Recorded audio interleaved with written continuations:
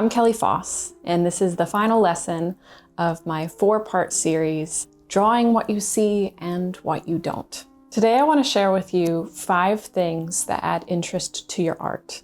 What is interest? I'm saying like visual interest, to make people stand in front of your piece a little bit longer, not pass it by at the art show.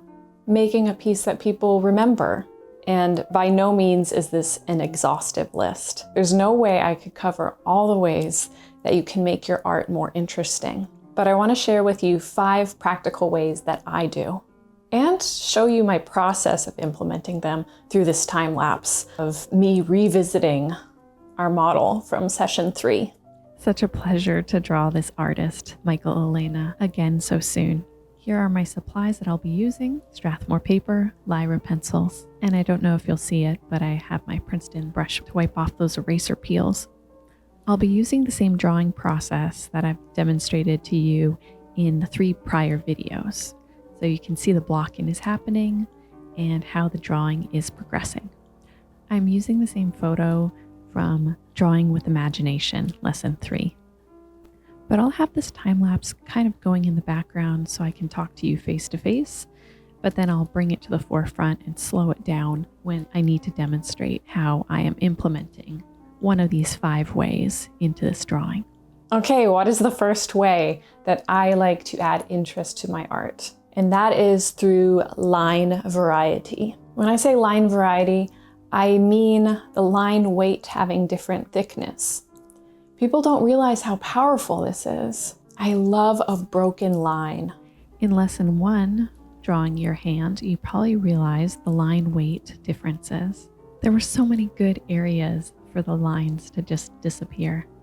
One of my favorite artists is John Singer Sargent, the master of the lost and found edge. I'll even show you here with Madam X, which I already mentioned in one of the previous videos, his most famous piece. You can especially notice here in her arms some really thick lines, but also some completely lost areas tonally. People will not even realize why this is so satisfying. It really just is. Slowing this time lapse down right now just to point out here and here it's more subtle, just these areas where I'm not outlining. And I'm already choosing that I'm going to make that neckline kind of bold and the hair just to mesh into the shirt where it's tonally similar. Of course, the one time I decide to incorporate natural light, the light's going to be going, sunlight's going to be going off and on. Okay. The second way I like to add interest to my art is value. And I don't mean price, I mean the actual lights and darks of a piece. I see this too often, that it's a beautiful drawing, but there's no depth and there's no high points in the piece. So it's a very flattened and less interesting piece to look over. I've masked in these values of the dark hair, and now with the white pastel, I'm just kind of scratching in where my highest high points are going to be. So I already see my range established. Look at how powerful it can be to add a darkness and a light. It's no secret that I love working on tan paper. And one of the reasons is because it is a medium value. It's right in a range of, it's not light, but it's also not dark. And most of the world is in a medium value range. So when you work with tan paper, all you have to do is find some dark areas and then top it off with some light areas. You have this beautiful formy piece just coming out of your paper, which is so interesting. Way 3 that I like to add interest to my art, my treatment. Also, I guess I could say the texture.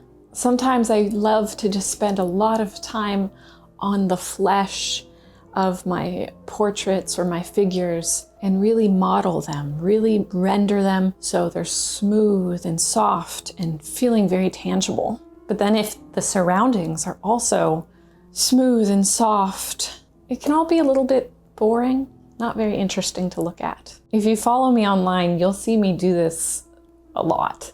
Background rabble. And that's essentially, after I've spent all this time making a delicate piece, just scribbling in the background. Or like in lesson 2, I did hatching in the background. And oh boy, do I wish I could work this fast. Or like this portrait that I drew of the singer, Greg Cox. It was this artful hatching of colors. I wanted to emphasize that I had only used blue, yellow, and red to draw him. So I wanted to incorporate those colors around him.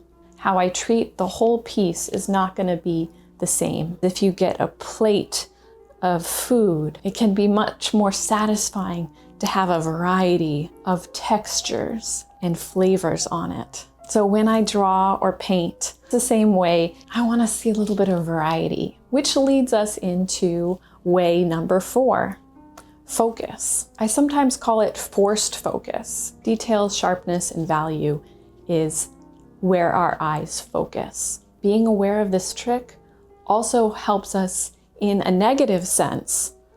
Don't put a lot of sharpness, contrast, or details in those areas that you're struggling with.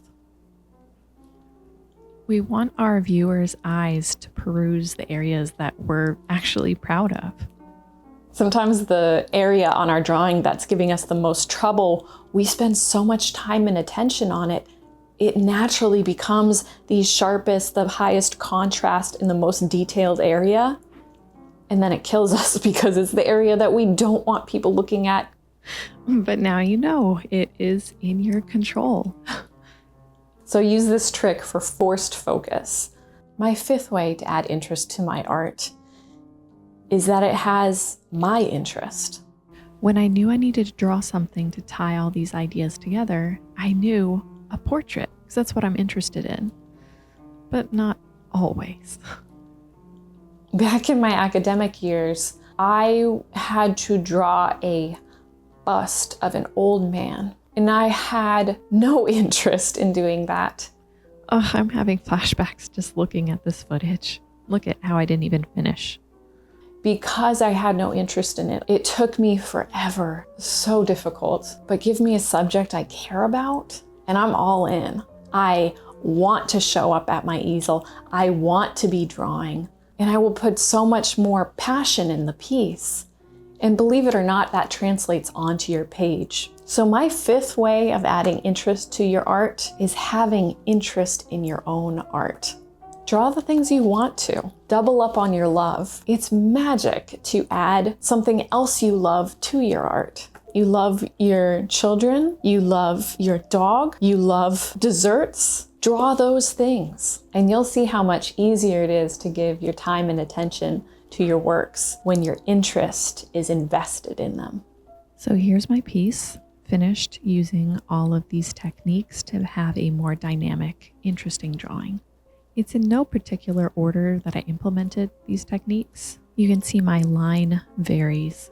There's some more graphic lines, lighter lines, and completely lost lines. With her dark hair and pale skin, it was easy to implement on tan paper a nice range of value. My treatment or texture really varied. I had that really rough background, very soft hair, and then bringing us to the face that was more delicately done, which is then also more easily a forced focus right onto the face. And of course, as you know, I love portraits. So those are my 5 ways to add interest to your art. I challenge you to find an old drawing, something that you didn't really care for, and try implementing some of these ways into it. And remember, for about a month as these videos are posted, I'm going to be active in the forum, chatting with you, answering questions, commenting on your works. So please feel free to post your drawings, especially if you've implemented any of these 5 ways: line, value, treatment, focus, and you. I would love to see it. I hope these 5 ways help you as they've helped me. Thanks to Strathmore for doing this workshop with me. And thank you all for joining me. Again, I'm Kelly Foss. Until next time, bye.